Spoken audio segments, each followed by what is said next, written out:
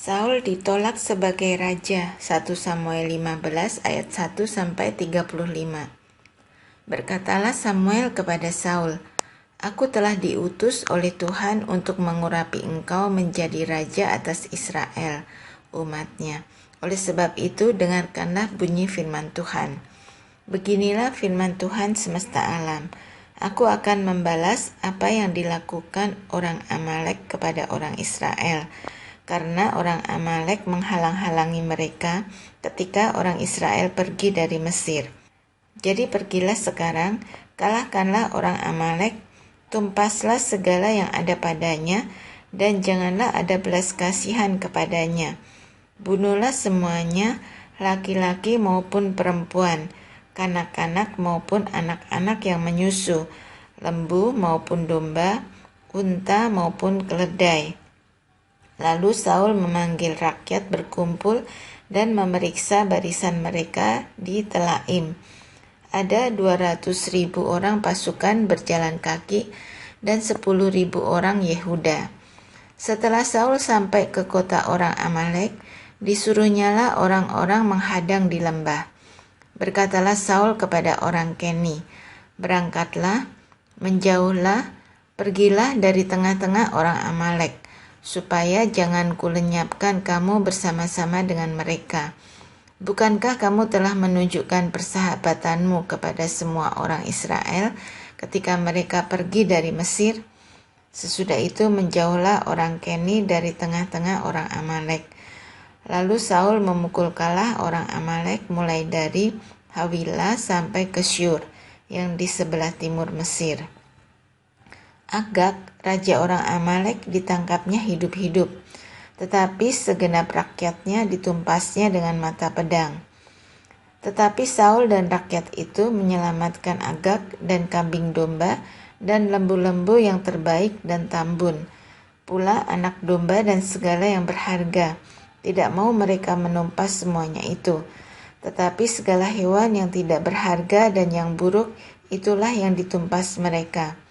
Lalu datanglah firman Tuhan kepada Samuel demikian, "Aku menyesal karena aku telah menjadikan Saul raja, sebab ia telah berbalik daripada aku dan tidak melaksanakan firman-Ku." Maka sakit hatilah Samuel dan ia berseru-seru kepada Tuhan semalam-malaman. Lalu Samuel bangun pagi-pagi untuk bertemu dengan Saul, tetapi diberitahukan kepada Samuel demikian, "Saul telah ke Karmel tadi dan telah didirikannya baginya suatu tanda peringatan. Kemudian ia balik dan mengambil jurusan ke Gilgal." Ketika Samuel sampai kepada Saul, berkatalah Saul kepadanya, "Diberkatilah kiranya engkau oleh Tuhan. Aku telah melaksanakan firman Tuhan." Tetapi kata Samuel, "Kalau begitu, apakah bunyi kambing domba yang sampai ke telingaku dan bunyi lembu-lembu yang kudengar itu?" Jawab Saul, "Semuanya itu dibawa daripada orang Amalek, sebab rakyat menyelamatkan kambing domba dan lembu-lembu yang terbaik dengan maksud untuk mempersembahkan korban kepada Tuhan Allahmu. Tetapi selebihnya telah kami tumpas." Lalu berkatalah Samuel kepada Saul, "Sudahlah, aku akan memberitahukan kepadamu apa yang difirmankan Tuhan kepadaku tadi malam." Kata Saul kepadanya, "Katakanlah." Sesudah itu berkatalah Samuel, "Bukankah engkau, walaupun engkau kecil daripada pemandanganmu sendiri, telah menjadi kepala atas suku-suku Israel? Dan bukankah Tuhan telah mengurapi engkau menjadi raja atas Israel? Tuhan telah menyuruh engkau pergi dengan pesan, 'Pergilah, tumpaslah orang-orang berdosa itu, yakni orang Amalek, berperanglah melawan mereka sampai engkau membinasakan mereka.' Mengapa engkau tidak mendengarkan suara Tuhan? Mengapa engkau mengambil jarahan dan melakukan apa yang jahat di mata Tuhan?" Lalu kata Saul kepada Samuel, "Aku memang mendengarkan suara Tuhan dan mengikuti jalan yang telah disuruh Tuhan kepadaku. Dan aku membawa Agag, raja orang Amalek, tetapi orang Amalek itu sendiri telah kutumpas. Tetapi rakyat mengambil dari jarahan itu kambing domba dan lembu-lembu yang terbaik dari yang dikhususkan untuk ditumpas itu, untuk mempersembahkan korban kepada Tuhan Allahmu di Gilgal. Tetapi jawab Samuel, apakah Tuhan itu berkenan kepada korban bakaran dan korban sembelihan sama seperti kepada mendengarkan suara Tuhan? Sesungguhnya mendengarkan lebih baik daripada korban sembelihan, memperhatikan lebih baik daripada lemak domba-domba jantan. Sebab pendurhakaan adalah sama seperti dosa bertenung, dan kedegilan adalah sama seperti menyembah berhala dan terafim. Karena engkau telah menolak firman Tuhan, maka ia telah menolak engkau menjadi raja. Berkatalah Saul kepada Samuel, aku telah berdosa, sebab telah kulangkahi titah Tuhan dan perkataanmu. Tetapi aku takut kepada rakyat, karena itu aku mengabulkan permintaan mereka. Maka sekarang ampunilah kiranya dosaku, kembalilah bersama-sama dengan aku, maka aku akan sujud menyembah kepada Tuhan. Tetapi jawab Samuel kepada Saul, aku tidak akan kembali bersama-sama dengan engkau, sebab engkau telah menolak firman Tuhan. Sebab itu Tuhan telah menolak engkau sebagai raja atas Israel. Ketika Samuel berpaling hendak pergi, maka Saul memegang puncak jubah Samuel, tetapi terkoyak. Kemudian berkatalah Samuel kepadanya, Tuhan telah mengoyakkan daripadamu jabatan raja atas Israel pada hari ini, dan telah memberikannya kepada orang lain yang lebih baik daripadamu. Lagi sang mulia dari Israel tidak berdusta, dan ia tidak tahu menyesal, sebab ia bukan manusia yang harus menyesal. Tetapi kata Saul, aku telah berdosa, tetapi tunjukkanlah juga hormatmu kepadaku sekarang di depan para tua-tua bangsaku dan di depan orang Israel. Kembalilah bersama-sama dengan aku, maka aku akan sujud menyembah kepada Tuhan Allahmu. Sesudah itu kembalilah Samuel mengikuti Saul, dan Saul sujud menyembah kepada Tuhan.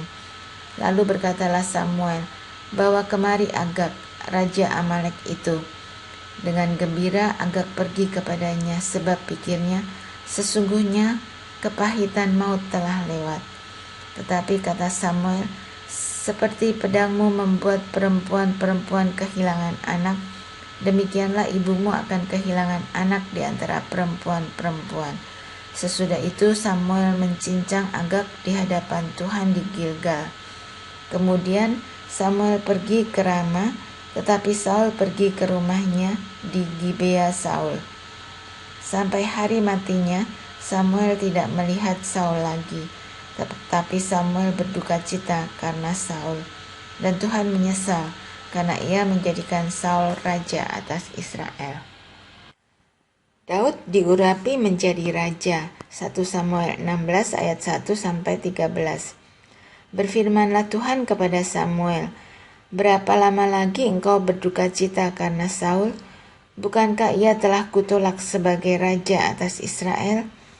Isilah tabung tandukmu dengan minyak dan pergilah. Aku mengutus engkau kepada Isai, orang Betlehem itu, sebab di antara anak-anaknya telah kupilih seorang raja bagiku. Tetapi Samuel berkata, bagaimana mungkin aku pergi? Jika Saul mendengarnya, ia akan membunuh aku. Firman Tuhan, bawalah seekor lembu muda dan katakan, aku datang untuk mempersembahkan korban kepada Tuhan. Kemudian undanglah Isai ke upacara pengorbanan itu. Lalu aku akan memberitahukan kepadamu apa yang harus kau perbuat. Urapilah bagiku orang yang akan kusebut kepadamu. Samuel berbuat seperti yang difirmankan Tuhan, dan tibalah ia di kota Betlehem. Para tua-tua di kota itu datang mendapatkannya dengan gemetar dan berkata, adakah kedatanganmu ini membawa selamat? Jawabnya, ya benar, aku datang untuk mempersembahkan korban kepada Tuhan. Kuduskanlah dirimu dan datanglah dengan daku ke upacara pengorbanan ini. Kemudian ia menguduskan Isai dan anak-anaknya yang laki-laki dan mengundang mereka ke upacara pengorbanan itu. Ketika mereka itu masuk dan Samuel melihat Eliab, lalu pikirnya, sungguh di hadapan Tuhan sekarang berdiri yang diurapinya. Tetapi berfirmanlah Tuhan kepada Samuel, janganlah pandang parasnya atau perawakan yang tinggi, sebab aku telah menolaknya. Bukan yang dilihat manusia yang dilihat Allah. Manusia melihat apa yang di depan mata, tetapi Tuhan melihat hati. Lalu Isai memanggil Abinadab dan menyuruhnya lewat di depan Samuel. Tetapi Samuel berkata, orang ini pun tidak dipilih Tuhan. Kemudian Isai menyuruh Syama lewat, tetapi Samuel berkata, orang ini pun tidak dipilih Tuhan. Demikianlah Isai menyuruh ketujuh anaknya lewat di depan Samuel. Tetapi Samuel berkata kepada Isai, semuanya ini tidak dipilih Tuhan. Lalu Samuel berkata kepada Isai, inikah anakmu semuanya? Jawabnya, masih tinggal yang bungsu, tetapi sedang menggembalakan kambing domba. Kata Samuel kepada Isai, suruhlah memanggil dia, sebab kita tidak akan duduk makan sebelum ia datang kemari. Kemudian disuruhnyalah menjemput dia, ia kemerah-merahan, matanya indah dan parasnya elok. Lalu Tuhan berfirman, bangkitlah, urapilah dia, sebab inilah dia. Samuel mengambil tabung tanduk yang berisi minyak itu dan mengurapi Daud di tengah-tengah saudara-saudaranya. Sejak hari itu dan seterusnya berkuasalah roh Tuhan atas Daud. Lalu berangkatlah Samuel menuju Rama. Daud di istana Saul, 1 Samuel 16 ayat 14-23. Tetapi roh Tuhan telah mundur daripada Saul, dan sekarang ia diganggu oleh roh jahat yang daripada Tuhan. Lalu berkatalah hamba-hamba Saul kepadanya, ketahuilah, roh jahat yang dari Allah mengganggu engkau. Baiklah tuanku menitahkan hamba-hambamu yang di depanmu ini, mencari seorang yang pandai main kecapi.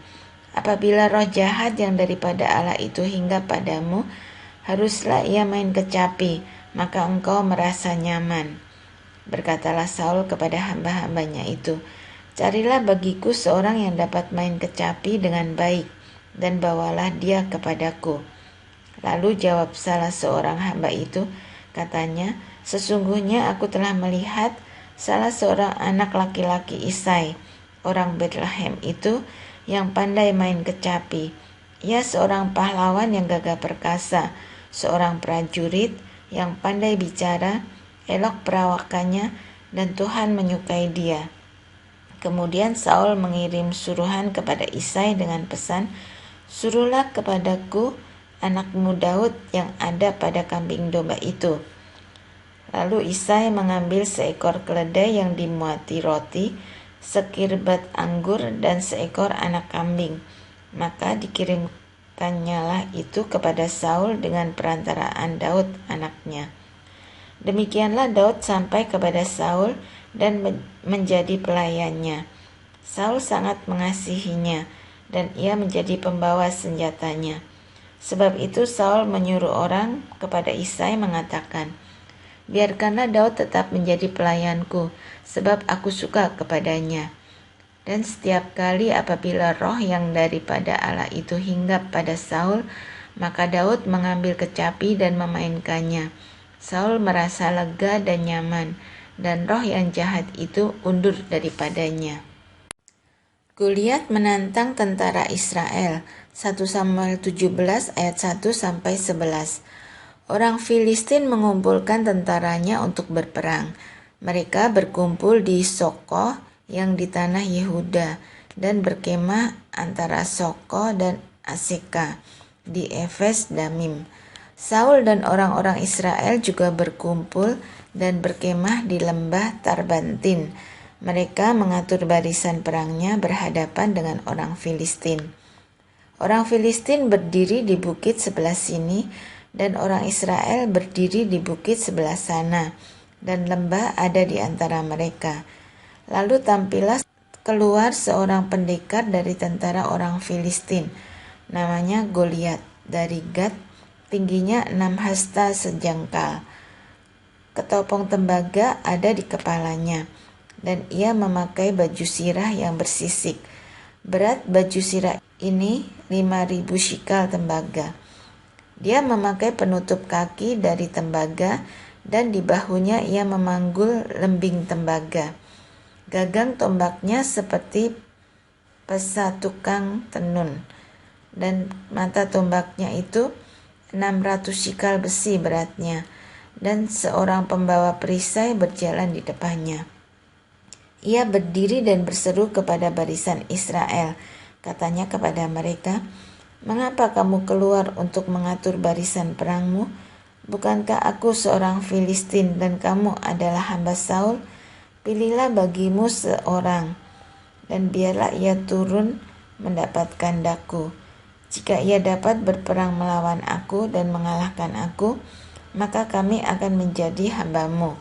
Tetapi jika aku dapat mengungguli dia dan mengalahkannya, maka kamu akan menjadi hamba kami dan takluk kepada kami."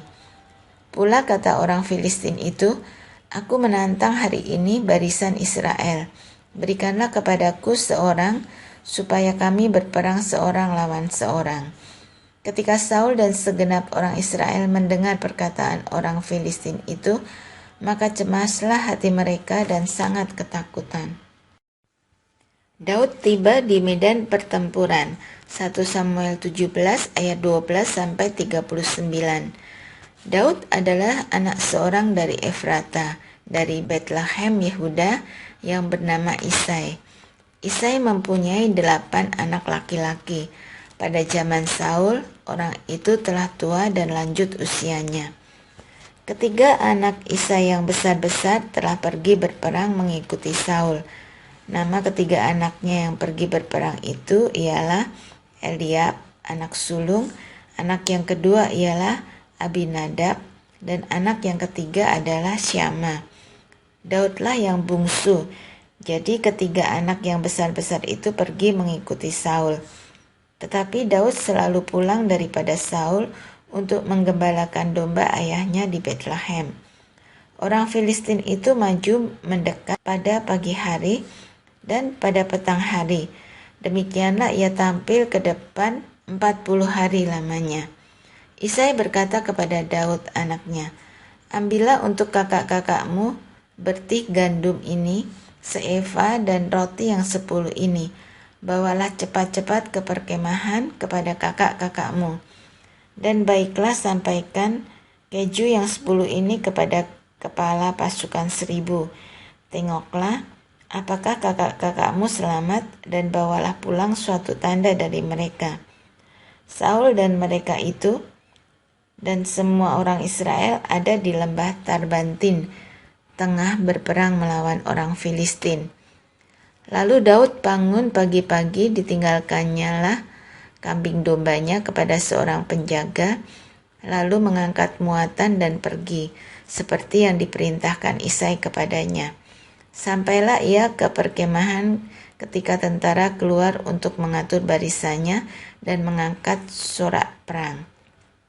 Orang Israel dan orang Filistin itu mengatur barisannya, barisan berhadapan dengan barisan. Lalu Daud menurunkan barang-barangnya dan meninggalkannya di tangan penjaga barang-barang tentara. Berlari-larilah Daud ke tempat barisan. Sampai di sana bertanyalah ia kepada kakak-kakaknya, apakah mereka selamat. Sedang ia berbicara dengan mereka, tampillah maju pendekar itu, namanya Goliat, orang Filistin dari Gat, dari barisan orang Filistin. Ia mengucapkan kata-kata yang tadi juga, dan Daud mendengarnya. Ketika semua orang Israel melihat orang itu, larilah mereka daripadanya dengan sangat ketakutan. Berkatalah orang-orang Israel itu, "Sudahkah kamu lihat orang yang maju itu? Sesungguhnya ia maju untuk mencemoohkan orang Israel. Orang yang mengalahkan dia akan dianugerahi raja kekayaan yang besar. Raja akan memberikan anaknya yang perempuan kepadanya, dan kaum keluarganya akan dibebaskannya dari pajak di Israel." Lalu berkatalah Daud kepada orang-orang yang berdiri di dekatnya, "Apakah yang akan dilakukan kepada orang yang mengalahkan orang Filistin itu dan yang menghindarkan cemooh dari Israel?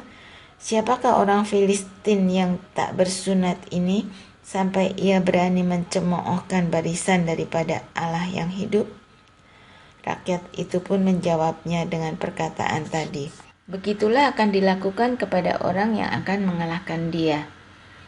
Ketika Eliab, kakaknya yang tertua, mendengar perkataan Daud kepada orang-orang itu, bangkitlah amarah Eliab kepada Daud sambil berkata, "Mengapa engkau datang? Dan pada siapakah kau tinggalkan kambing domba yang 2-3 ekor itu di padang gurun? Aku kenal sifat pemberanimu dan kejahatan hatimu.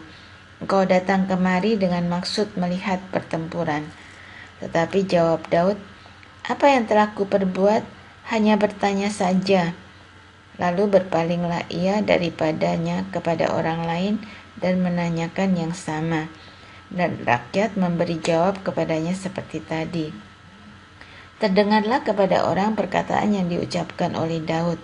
Lalu diberitahukanlah kepada Saul, dan Saul menyuruh memanggil dia. Berkatalah Daud kepada Saul, "Janganlah seseorang menjadi tawar hati karena dia. Hambamu ini akan pergi melawan orang Filistin itu." Tetapi Saul berkata kepada Daud, "Tidak mungkin engkau dapat menghadapi orang Filistin itu untuk melawan dia, sebab engkau masih muda, sedang dia sejak dari masa mudanya telah menjadi prajurit." Tetapi Daud berkata kepada Saul, "Hambamu ini biasa mengembalakan kambing domba ayahnya. Apabila datang singa atau beruang yang menerkam seekor domba dari kawanannya, maka aku mengejarnya, menghajarnya, dan melepaskan domba itu dari mulutnya. Kemudian apabila ia berdiri menyerang aku, maka aku menangkap janggutnya, lalu menghajarnya dan membunuhnya. Baik singa maupun beruang telah dihajar oleh hambamu ini, dan orang Filistin yang tidak bersunat itu, ia akan sama seperti salah satu daripada binatang itu, karena ia telah mencemooh barisan daripada Allah yang hidup." Pula kata Daud, "Tuhan yang telah melepaskan aku dari cakar singa dan dari cakar beruang, dia juga akan melepaskan aku dari tangan orang Filistin itu." Kata Saul kepada Daud, "Pergilah, Tuhan menyertai engkau." Lalu Saul mengenakan baju perangnya kepada Daud. Ditaruhnya ketopong tembaga di kepalanya dan dikenakannya baju sirah kepadanya. Lalu Daud mengikatkan pedangnya di luar baju perangnya. Kemudian ia berikhtiar berjalan, sebab belum pernah dicobanya. Maka berkatalah Daud kepada Saul, "Aku tidak dapat berjalan dengan memakai ini, sebab belum pernah aku mencobanya." Kemudian ia menanggalkannya. Perkelahian Daud dengan Goliat, 1 Samuel 17 ayat 40-58. Lalu Daud mengambil tongkatnya di tangannya, dipilihnya dari dasar sungai 5 batu yang licin, dan ditaruhnya dalam kantung gembala yang dibawanya, yakni tempat batu-batu. Sedang umbannya dipegangnya di tangannya. Demikianlah ia mendekati orang Filistin itu. Orang Filistin itu kian dekat menghampiri Daud, dan di depannya orang yang membawa perisainya.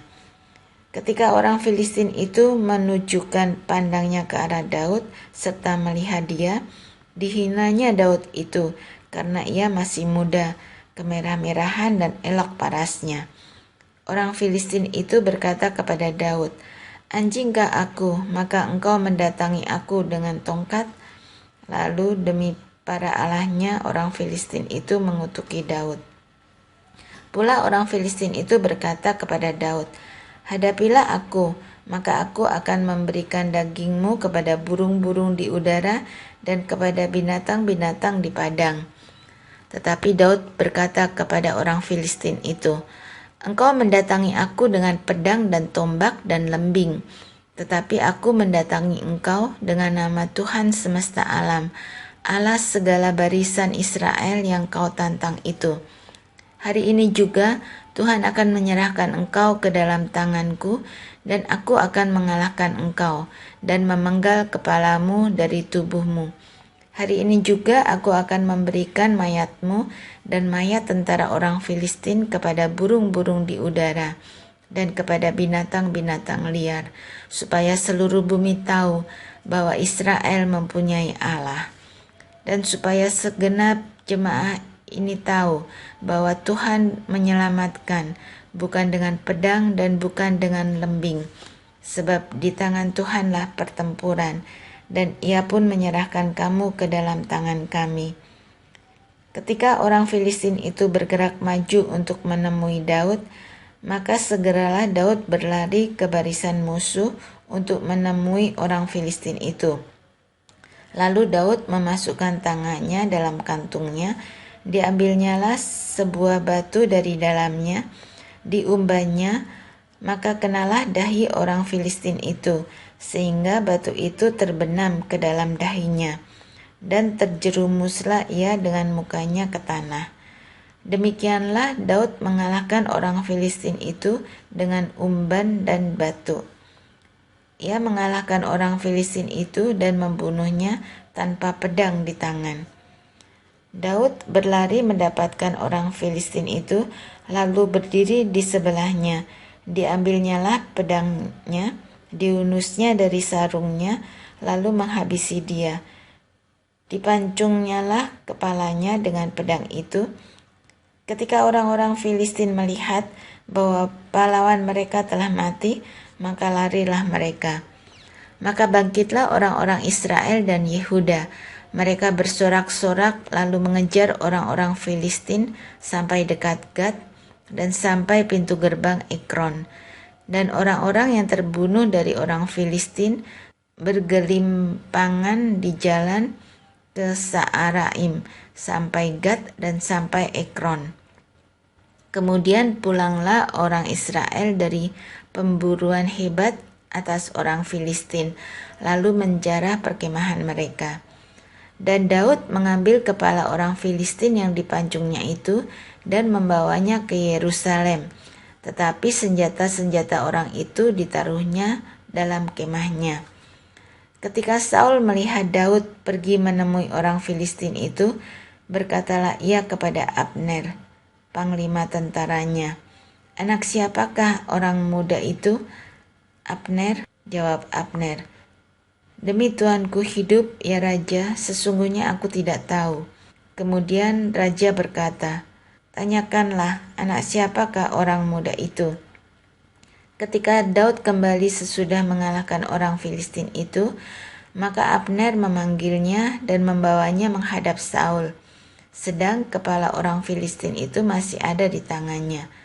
Kata Saul kepadanya, "Anak siapakah engkau, ya orang muda?" Jawab Daud, "Anak hamba tuanku, Isai, orang Betlehem itu."